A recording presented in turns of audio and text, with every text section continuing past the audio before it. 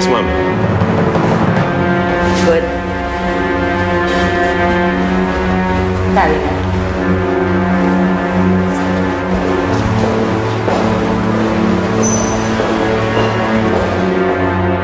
Kailangan ko po, sir, idalhin sa x-ray room si Mrs. Quintevella. Yan po yung order.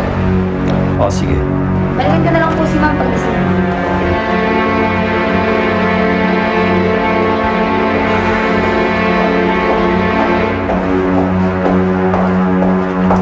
Ma'am, bawal pong pumasok sa loob. Benito? Akin na yan.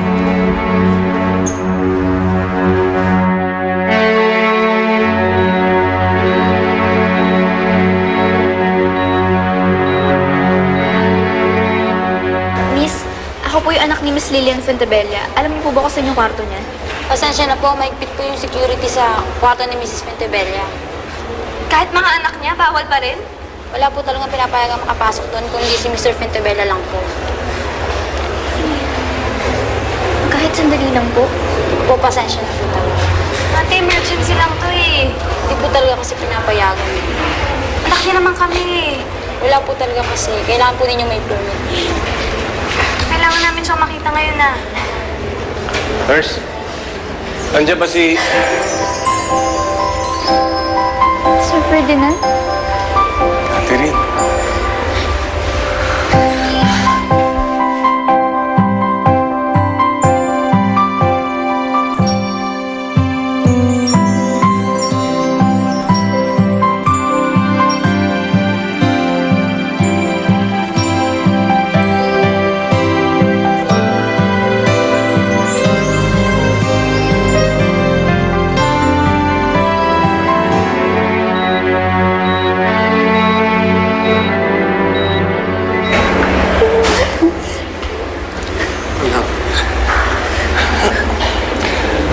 Alalang-alala kami sa'yo ni Lilian.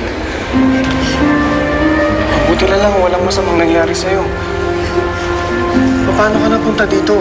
Tumakas ka ba sa mga kidnappers? Opo. Kaming dalawa po ni Clarissa.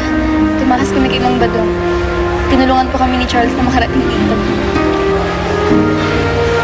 Sabi ni Amara, naglayas ka raw. Hindi po totoo yun. Pati ako pinakidnap niya rin eh. Tay, si Ma'am Amara po yung may pakanaan ng lahat. Pinakitap niya kaming dalawa kasi gusto niya kaming patayin. Siya yung may kagagawa ng lahat. Gusto niya kaming patayin kasi gusto kanyang masolo. Siya rin po yung bumaril kay Nay Lilian eh. At kayo nagbabalak pa siyang tuluyan ng tapusin si Nay Lilian. Alam niyo po ba kung nasan si Tita Amara?